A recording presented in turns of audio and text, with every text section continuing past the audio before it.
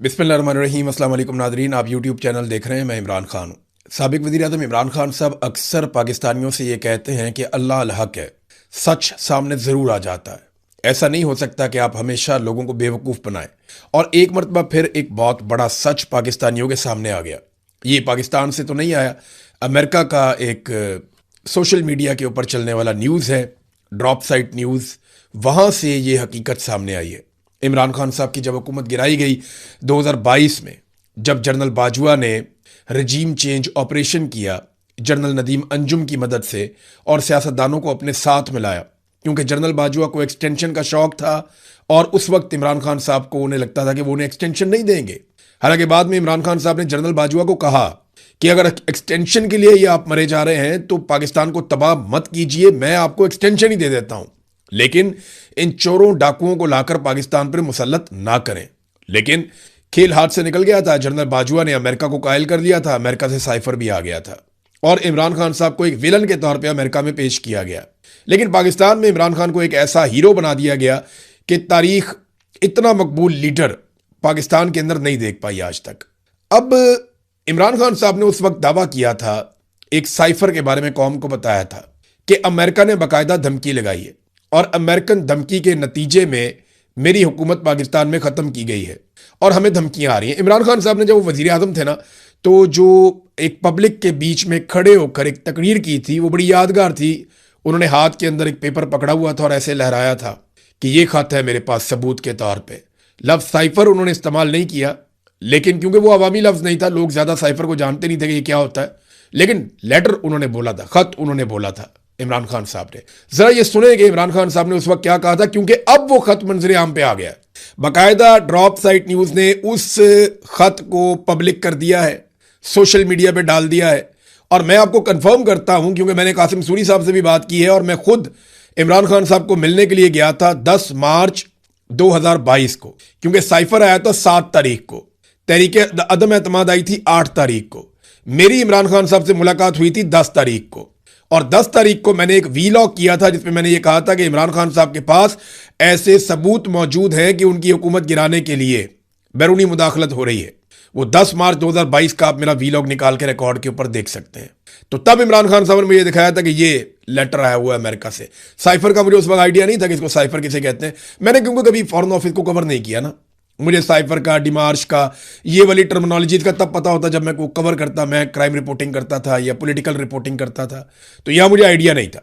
बहरहाल मैं भी तस्दीक करता हूं कि ये वही लेटर है जो इमरान खान साहब ने कहा था। आज इमरान खान सच्चा साबित हुआ और जनरल बाजवा झूठा साबित हुआ। आज इमरान खान सच्चा साबित हुआ, शहबाज शरीफ, आसिफ अली जरदारी, नवाज शरीफ और ये सारे जितने फजलुर रहमान समेत ये सारे सियासतदान झूठे साबित हुए। आज पाकिस्तान की अदलिया जो है वो गलत साबित हुई और कासिम सूरी का जो बयानिया था या कासिम सूरी की जो रूलिंग थी वो आज दुरुस्त साबित हुई और ये सबूत सारी दुनिया के सामने आ गया। अब कर लो अपना मुंह काला। इमरान खान साहब ने उस दिन क्या कहा था, जरा ये पहले आप सुने। मैं इल्जामात नहीं लगा रहा, अब ये जरा सुने, मैं इल्जामात नहीं लगा रहा, मेरे पास जो ये खत है ये सबूत है, ये मेरे पास जो खत है ये सबूत है। और मैं आज ये सबके सामने कहना चाहता हूं कि कोई भी शक कर रहा है ना इस मेरे खत के ऊपर, कोई भी शक कर रहा है, मैं उनको दावत दूंगा, ऑफ द रिकॉर्ड बात करेंगे, लेकिन मैं आपको खुद देख सकेंगे कि ये मैं किस किस्म की बात कर रहा हूं। अपनी कौम और मीडिया को ये सोचने, हम सबको हमने ये सोचना है कि हम कब तक ऐसे रहना चाहते हैं। मैं अपनी कौम को भी कह रहा हूं, अपने मीडिया को भी कह रहा हूं कि हम कितनी देर इस तरह गुजारा करेंगे, धमकियां मिल रही हैं। ये इमरान खान साहब ने बड़े दुखी अंदाज में उस दिन बताया था, 27 मार्च 2022 को धमकियां मिल रही हैं और साइफर लहराया था और फिर अपने वॉइस कोड के अंदर रख लिया था और दावत दी थी कि जिसको एतबार नहीं है वो आकर ऑफ द रिकॉर्ड बैठ जाए, मैं सबूत देता हूं। ये इमरान खान साहब ने कहा था। उस वक्त का जो DGISPR था जनरल इफ्तिखार बाबर, उनका स्टेटमेंट क्या था, जरा ये भी आप सुन लें। हमारे लिए ये हैरान कुन था जब 27 मार्च इस्लामाबाद के जलसे में कागज का एक टुकड़ा लहराया गया और ड्रामाई अंदाज में एक ऐसा बयानिया देने की कोशिश की गई जिसका हकीकत से दूर दूर तक कोई वास्ता नहीं था। साइफर के हवाले से हाल ही में कई हकायक मंजर आम पर आ चुके हैं। लो जी, कागज का टुकड़ा करार दिया और उसका हकीकत से कोई ताल्लुक नहीं था, ये उस वक्त के DG ISPR general Iftikhar Babar ने कहा था। जर्नैल झूठे साबित हुए, इमरान खान सच्चा साबित हुआ। वो साइफर मौजूद है और उसके अंदर क्या लिखा है वो भी मौजूद है। आपको मैं उसका एक टुकड़ा पढ़ के सुनाता हूं कि साइफर के अंदर क्या क्या चीजें हैं। ये देखिए उसकी ट्रांसलेशन। इसके अंदर जनाब लिखा हुआ है कि एटमी ताकत है पाकिस्तान, उसको जो धमकी दी गई है डोनाल्ड लू ने जो दी वो क्या थी। हमें यकीन है कि अगर पाकिस्तान वजीर आजम इमरान खान की क्यादत में रहा तो उसे आलमी सतह पर तन्हाई का सामना करना पड़ेगा। अगर वजीर आजम इमरान खान के खिलाफ अदम एतमाद की तहरीक कामयाब हो जाती है तो वाशिंगटन में सब कुछ माफ किया जा सकता है और ताल्लुकात दोबारा बेहतर हो सकते हैं, वरना पाकिस्तान के लिए मुश्किलात बढ़ जाएंगी। ये धमकी लगाई गई अमेरिका की जानिब से पाकिस्तान को। एक एटमी ताकत है पाकिस्तान, और देखें किस तरह पाकिस्तान को ट्रीट किया गया उस वक्त, सिर्फ इमरान खान की हुकूमत गिराने के लिए। आज पूरी दुनिया को पता चल गया कि इमरान खान ने सच बोला था। अमेरिकन मीडिया ने पहले ही ये बता दिया था, लेकिन क्योंकि ये डॉक्यूमेंट मौजूद नहीं था तो उंगलियां उठाई जाती थी। आपको याद है मरियम नवाज का स्टेटमेंट कि अब कौन मुल्क हमें साइफर भेजेगा, यानी मरियम नवाज को यह पता ही नहीं था कि एक्चुअली साइफर क्या है। उन्होंने कहा अब कौन सा मुल्क हमें साइफर भेजेगा, जब इन्होंने साइफर के बारे में ये सब कुछ कर दिया, पकड़ के इन्होंने सारा कंट्रोवर्शियल कर दिया। अब ये साबित हो रहा है कि साइफर का मतन वही है जो इमरान खान ने परेड ग्राउंड के जलसे में और फिर बाद में अवाम के सामने रखा था। डोनाल्ड लू ने कहा कि मेरा ख्याल है कि अगर वजीर आजम के खिलाफ तहरीक अदम एतमाद कामयाब हो जाती है तो वाशिंगटन में सब कुछ माफ कर दिया जाएगा, क्योंकि दौरा रूस को खुद वजीर आजम का एक फैसला समझा जा रहा है। बसूरत दीगर मैं समझता हूं कि आगे का रास्ता बहुत मुश्किल हो जाएगा। वो कुछ देर के लिए रुके और फिर कहा मैं ये तो नहीं बता सकता कि यूरोप उसे किस नजर से देखेगा, लेकिन मुझे शक है कि उनका रद्द अमल भी कुछ ऐसा ही होगा। फिर उन्होंने कहा कि ईमानदारी की बात यह है कि मैं समझता हूं कि यूरोप और अमेरिका की तरफ से वजीर आजम की तन्हाई बहुत शदीद हो जाएगी। ये पाकिस्तान को धमकियां लग रही थी और यही बात इमरान खान कह रहा था। तो जब इमरान खान ने कहा कि क्या हम कोई गुलाम है, ये इसका नतीजा था। फिर इमरान खान ने जो एब्सोल्युटली नॉट कहा था उसका नतीजा था। और इमरान खान साहब ने कहा कि मैं तो आर्मी चीफ से सबसे बात करके फिर गया था रशिया मुशावरत करने के बाद, और रूस जाने से एक दिन पहले मुझे पता चलता है कि रशिया अटैक करने वाला है यूक्रेन के ऊपर। तो मैं जनरल बाजवा से मशवरा करता हूं कि मुझे जाना चाहिए या नहीं। तो जनरल बाजवा मुझे यह कहता है कि आपको जरूर जाना चाहिए क्योंकि आपका दौरा पहले से तय है। और मैं दोबारा राब्ता करता हूं और फिर जनरल बाजवा को कहता हूं और जनरल बाजवा फिर कहता है कि आपको जरूर जाना चाहिए। यानी पाकिस्तान की मिलिट्री एस्टेब्लिशमेंट और इमरान खान जाने के मामले में एक पेज पर थे, लेकिन बाद में पाकिस्तान की मिलिट्री एस्टेब्लिशमेंट ने अपने सोर्सेज के जरिए से अमेरिका को कायल किया कि इसके अंदर सिर्फ इमरान खान इन्वॉल्व है और हम नहीं चाहते थे कि इमरान खान रशिया जाए। किस तरीके से अमेरिका को तैयार करके इमरान खान साहब को हुकूमत में से निकाला गया। नाजरीन, साइफर एक मरतबा फिर सामने हकीकत बनकर खड़ा है और यह साबित हो रहा है कि पाकिस्तान में रजीम चेंज ऑपरेशन जर्नैलों की एक साजिश थी, जिसमें उन्होंने अमेरिका को पहले गुमराह किया, फिर उनसे कॉन्सेंट लेने के बाद उनके हुक्म के मुताबिक पाकिस्तान में रजीम चेंज ऑपरेशन कर दिया। और वजह क्या थी? सिर्फ पाकिस्तान की मिलिट्री एस्टेब्लिशमेंट के जाती मफादात और एक आर्मी चीफ की एक्सटेंशन की ख्वाहिश। अब जो नया आर्मी चीफ है उसकी भी एक्सटेंशन की ख्वाहिश थी। ये जो आगे बैठ जाता ना कुर्सी छोड़ता ही नहीं, ये बड़ा प्रॉब्लम है। दूसरी खबर की तरफ जाते हैं, लेकिन उससे पहले मैंने आपको टैप टैप सेंड नामी एक एप्लीकेशन के बारे में बताया था। मनी ट्रांसफर एप्लीकेशन है और इसकी तफसीलात अभी आप हमारी स्क्रीन पे देख सकते हैं। तो मैं सिर्फ आपको याद दिला दूं कि इसको आपने अपने जहन में रखना है, ओवरसीज पाकिस्तानियों के हवाले से है और ये तफसीलात पढ़ने के बाद आप इसे इस्तेमाल कर सकते हैं, टैप टैप सेंड एप्लीकेशन। अब आ जाए नाजरीन, इंडिया पाकिस्तान के बीच में एक नया मामला खुल गया है। इंडिया ने पाकिस्तान को बराह रास्त धमकी लगा दी है। इंडियन आर्मी चीफ ने स्टेटमेंट दिया और पाकिस्तान के लिए बड़ी संगीन किस्म की धमकियों का अनाउंसमेंट कर दिया। अब पाकिस्तान ने उसका बड़ा सख्त रद्द-ए-अमल भी दिया है। भारतीय आर्मी चीफ ने एक इंटरव्यू में कहा कि पाकिस्तान को फैसला करना होगा कि वो जोग्राफिया और तारीख का हिस्सा बनना चाहता है या नहीं। बड़ी बात है जनाब। वो कहता है जी पाकिस्तान जोग्राफिया पे ही नहीं होगा या तारीख का हिस्सा भी होगा या नहीं होगा, ये फैसला इंडियन आर्मी चीफ करेगा। अपने जहाज़ों का मलबा तो भाई पहले उठा लो जाके। फिर अब यानी ये तो बहुत ही अजीब बात है कि एक लड़ाई हारने के बाद एक आर्मी चीफ ऐसे दंदनाता हुआ धमकियां कैसे लगा सकता है।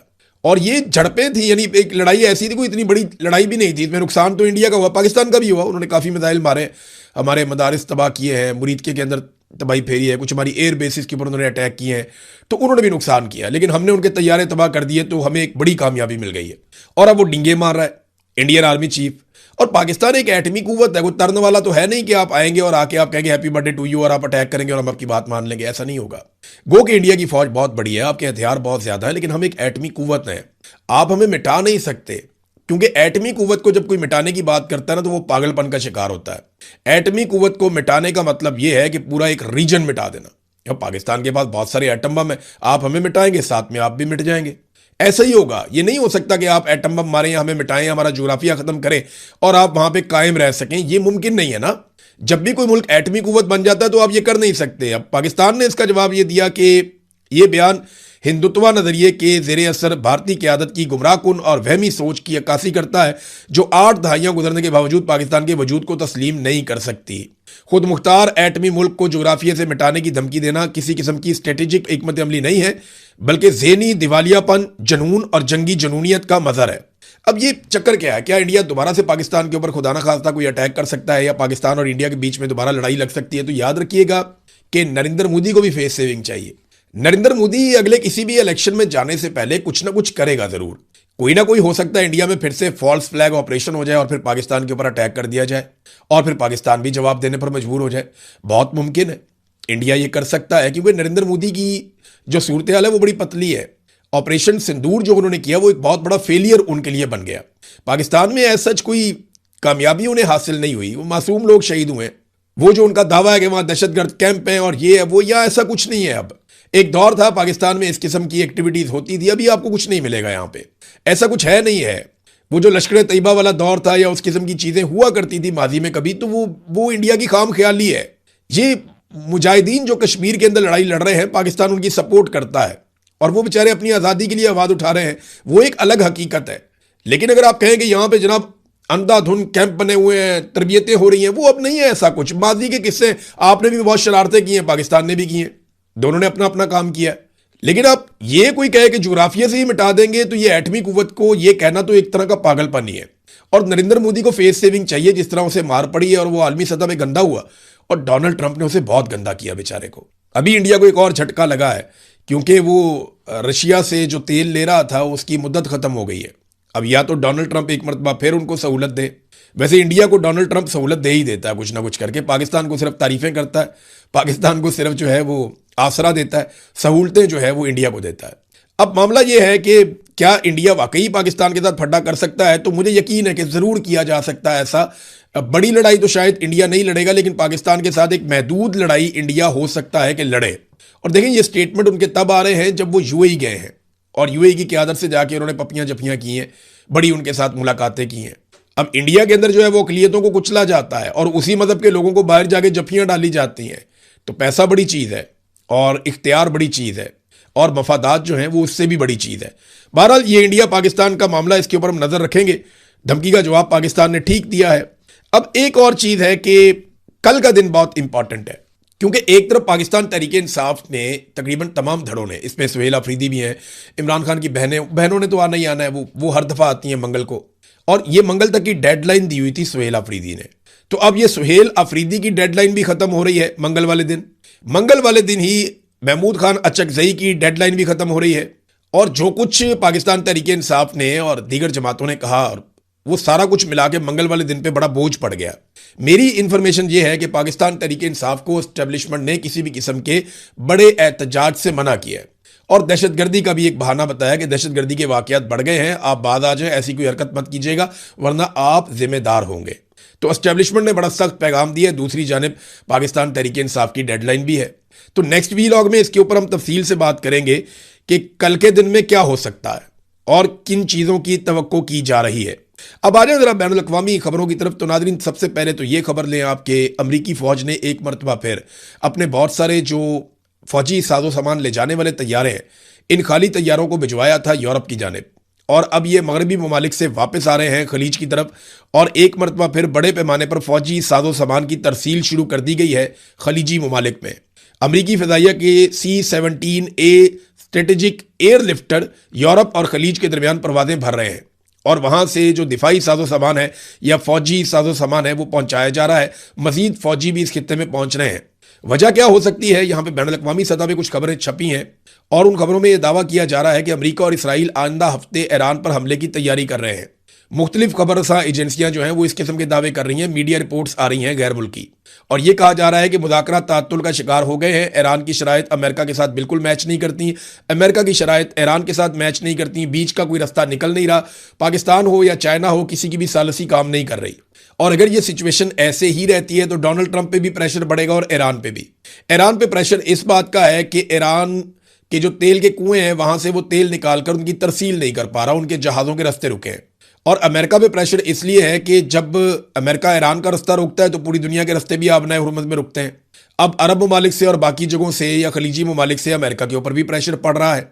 तो जैसे जैसे दिन गुजर रहे हैं दोनों ममालिक के ऊपर एक प्रेशर कुकर सिचुएशन बन रही है, बहुत दबाव बढ़ता जा रहा है, और ये दबाव किसी वक्त भी एक तनाज़े की शक्ल इख्तियार कर सकता है।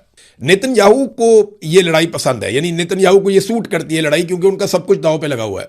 और दूसरा एक और आदमी है जिसे ये लड़ाई सूट करती है, वो रजा पहलवी है, जो ईरान का साबिक हुक्मरान फैमिली से है।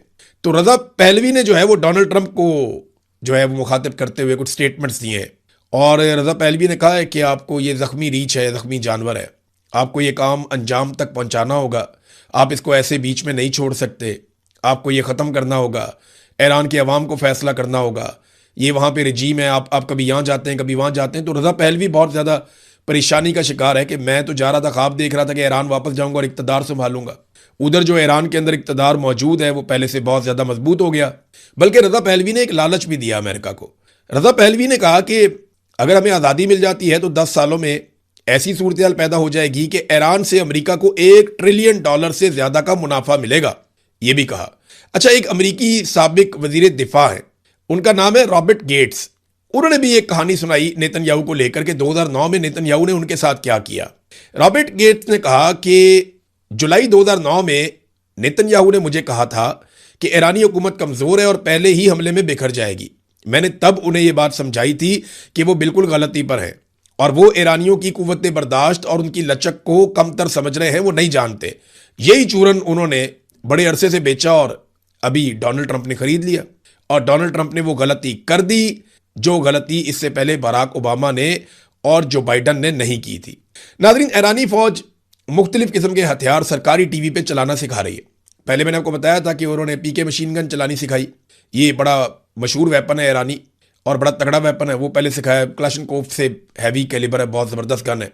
तो अब वो सिखा रहे हैं स्नाइपर राइफल कैसे चलती है, यानी आप निशाना लेकर किसी को टेलीस्कोप में देखकर कैसे मार सकते हैं, और दीगर हथियार भी सरकारी टीवी के ऊपर बारी बारी वो चला रहे हैं। और ये प्रोग्राम और उनके क्लिप्स ईरान के अंदर बहुत ज़्यादा मकबूल हो रहे हैं। एक और चीज़ बताता हूँ, जो लोग फैमिली दोस्त हज पे गए हुए हैं वो बता रहे हैं कि ईरानी जहाँ पे मिलते हैं ना तो उनको मुसलमान बहुत पजीराई दे रहे हैं। हज पे आपको पता है पूरी दुनिया से मुसलमान जाते हैं, बहुत बड़ी तादाद में वहाँ इकट्ठे होते हैं, खाना काबा के गिर्द, मस्जिद नबवी वहाँ पे भी जाते हैं, मदीना और मक्का में। तो बताते हैं कि जहाँ पे ईरानी शहरी मिलते हैं तो उनको बड़ी पजीराई मिल रही है, उन्हें बड़ा प्रोटोकॉल मिल रहा है, सरकार की जानिब से नहीं, जो बाकी मुसलमान पूरी दुनिया से आए हुए हैं वो उनको बहुत प्यार दे रहे हैं, क्योंकि वो ईरान जंग में है और वैसे भी उसकी इसराइल के साथ और अमेरिका के साथ जंग चल रही है, तो मुसलमानों के जज्बात भी ज़रा फिर उनके साथ जुड़ जाते हैं जाकर। नाज़रीन, एक और बहुत बड़ा इंकिशाफ हुआ है, और ये इंकिशाफ जो किया है ये इसराइली मीडिया ने किया है। इंकिशाफ ये बताता है कि इराक के अंदर इसराइल ने अपने खुफिया फौजी अड्डे बनाए हुए थे और कभी पता ही नहीं चला इराक की हुकूमत को भी। यानी कितनी अजीब बात है ये कि इराक की हुकूमत को पता ही नहीं चला और इराक के अंदर इसराइल ने अपने खुफिया फौजी अड्डे बनाए हुए थे ईरानी सरहद वाली साइड को लेकर के। अब अमेरिका, क्योंकि वहाँ पे बहुत सारी अमेरिकन कंपनियां काम कर रही हैं, उन्होंने बहुत सारे इलाके अपने बंद किए होते हैं, तो वहाँ पे इसराइल के खुफिया फौजी अड्डे भी थे, उनके लोग वहाँ पे काम कर रहे थे, और अमेरिकन ने सैटेलाइट के जरिए से या वो जो उनका रेडार का सिस्टम होता है उसको भी मफलूज कर रखा था ताकि इराकी गवर्नमेंट या वहाँ के लोग ना जान पाएं कि इसराइली बाकायदा यहाँ पे अपनी फौजी अड्डे बनाकर यहाँ बैठे हुए हैं इराक की सरजमीन के ऊपर। अब पता नहीं और कहाँ कहाँ बनाया होगा, लेकिन ये खबर आ गई है। ईरान पर हमलों के वक्त इराक में इसराइल के कायम किए गए 2 खुफिया फौजी अड्डों की तफसीलात सामने आने के बाद अब ये राय तकवीयत पकड़ रही है कि गुज़िश्ता रोज़ मुत्तहिदा अरब अमारात और सऊदी अरब पर इराक की हुदूद की तरफ से ड्रोन हमलों की कोशिश फॉल्स फ्लैग ऑपरेशन हो सकती है। सऊदी अरेबिया के ऊपर 3 ड्रोन गए, सऊदी अरब ने उन तीनों को रोका हवा में। अब ये ड्रोन ईरान कहता है जी हमने तो नहीं भेजे, हज का सीजन अभी तो कोई ऐसा नहीं करेगा, और ये इराक की तरफ से आए। इससे पहले एक ड्रोन आकर गिरा, जनरेटर के ऊपर, वहां पे आग लग गई यूएई में, अबू धाबी के इलाके में। तो ये जो सारा कुछ हो रहा है, अल-जुफ्रा का इलाका है, वहां पे आके गिरा था। ये जो सारी एक्टिविटी हो रही है, ये कोई चिंगारी एकदम भड़क गई तो ये पूरे खित्ते में आग लग जाएगी, जंग लग जाएगी। और अब ये पता चल रहा है कि इराक वाली साइड से हमले होते हैं। जैसे ईरान पर हमलों के दौरान सऊदी अरब, तुर्की और मुत्तहिदा अरब अमारात पर मुतअद्दिद हमलों से ईरान ने लाताल्लुकी इख्तियार की थी कि हमने नहीं मारा, ये ड्रोन आए जरूर है, ये हथियार आए जरूर है, लेकिन ये हमने इस्तेमाल नहीं किए। इराक में इसराइली खुफिया अड्डे से मुताल्लिक इतला देने वाला जो चरवाहा था, उसको सबसे पहले पता चला ना, वो अपनी बकरियां, अपने जानवर चुरा रहा था, तो उसको पता चलता है कि यहां पे तो ये खुफिया अड्डे बने हुए हैं। तो इराक में इसराइली खुफिया अड्डे से मुताल्लिक इतला देने वाले चुराहे को इसराइली फौज ने कत्ल कर दिया था। इस खबर को अब अमेरिकी मीडिया में भी कवरेज मिल रही है। न्यूयॉर्क टाइम ने भी इसकी खबर शाया की है। इस पर मिस्री ओपन सोर्स इंटेलिजेंस अकाउंट ने एक तबसरा किया। उन्होंने बताया कि बिलाखिर कोई तो इस इराकी चरवाहे के बारे में बात कर रहा है जिसने इराक के सहरा में एक खुफिया इसराइली फौजी अड्डे का सुराग लगाया था और इसराइली फौज ने उसका पीछा करके उसे हलाक कर दिया था। जिन्होंने उसके पीछे एक हेलीकॉप्टर भेजा और उस वक्त तक फायरिंग की जब तक कि उसकी गाड़ी शोलों की लपेट में नहीं आ गई। तो ये एक चरवाहे ने पोल खोला था